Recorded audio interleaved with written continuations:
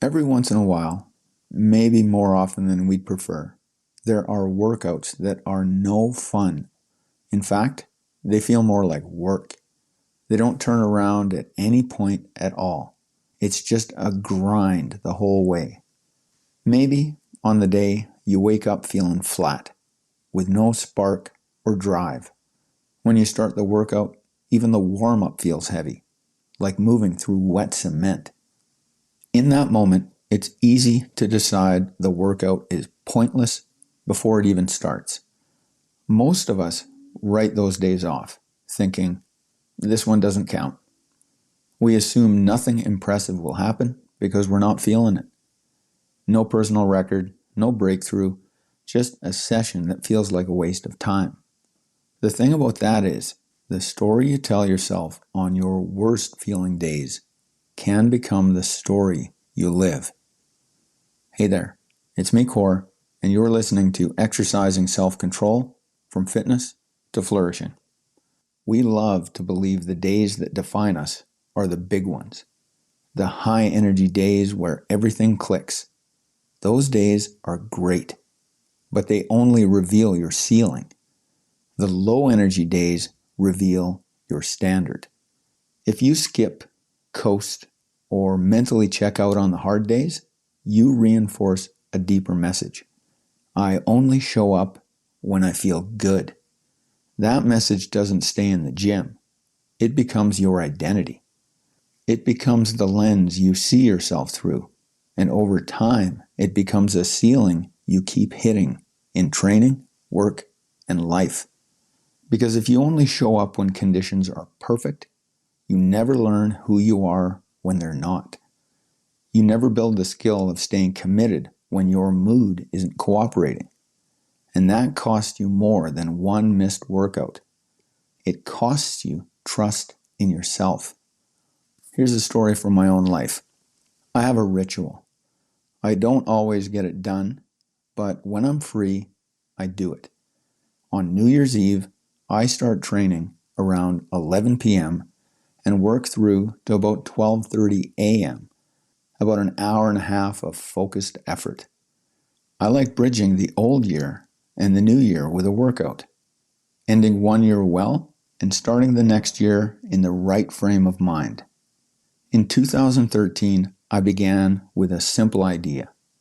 Use the year's numbers as my rep goal. That meant going into 2013, I would complete 213 repetitions for each exercise I chose. I wrote a structured circuit of 10 exercises for a full body workout. Starting at 11 p.m., I paced myself to finish sometime after midnight.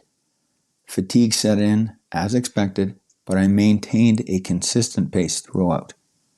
I didn't obsess over the clock. The point wasn't to finish at a certain time. It was to move with the energy and intention of my commitment into the new year itself. 2024 was a tough one. Aiming for 225 reps going into 2025, I tried something different. Instead of a circuit of individual exercises, I combined a barbell complex of 7 exercises plus 3 non-barbell movements: pull-downs, push-ups, and hanging knees to elbows. That year, I had gotten less sleep than I usually had. I also mistimed my eating. And from the start, I realized I'd been a tad ambitious with the barbell weight. Instead of the planned 15 to 20 reps per set, I had to start with 10 to 12 reps. And as fatigue set in, I dropped to sets of 5 reps. The session stretched to almost 3 hours, twice as long as my usual hour and a half. Several times, I thought about quitting or changing the weight on the bar. But starting the new year by breaking my commitment was not happening. The exhaustion afterward was eclipsed by a feeling of genuine accomplishment. I reinforced something for myself. I don't need good conditions to follow through. High energy isn't always available. Perfect timing isn't guaranteed. Motivation comes and goes. But effort and commitment are choices I can still make, even if I know the performance is going to be less than stellar. It's the commitment to do the work anyway. That choice built trust. It strengthened identity. It reminded me that my standard isn't what I do on my best days. My standard is what I do when nothing feels ideal. And that transfers everywhere, into work, discipline, and the way I handle hard days outside the gym. It's not the circumstance. It's not the low energy day itself. It's the story you attach to it. If the story is, I only perform when I feel good, that becomes the identity you're building.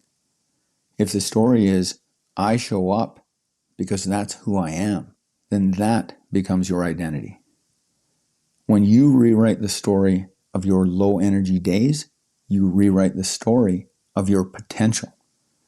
You stop being someone who needs circumstances to support them. You become someone who can trust themselves. Someone whose identity isn't dependent on mood, energy, or motivation. In the end, it's not really about the workout. It's about the story you choose to live from. And that choice, as always, is up to you. If you want to rewrite the story you're living, start your day one inside the Act Score Challenge. That's it for today. Catch you next time.